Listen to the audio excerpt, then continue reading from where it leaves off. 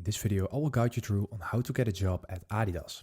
So first of all, open up your browser and then just type in Adidas jobs.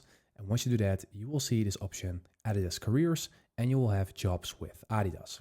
So I'm just going to click on all open jobs in here from Adidas careers. And once we do that, we will see all of the open jobs at this moment.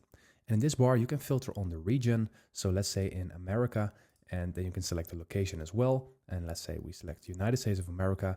And now we can also select a certain city. But I'm just going to scroll through and then you will see all of the open jobs that are currently available. So let's say you have this one in Portland, then you can just click on this and then you will see this option to apply now. You will basically see all of these details of this job, where it is going to be and what the date is on when it's posted. And if you want to apply, you can just click on apply now and then you will go through the application process.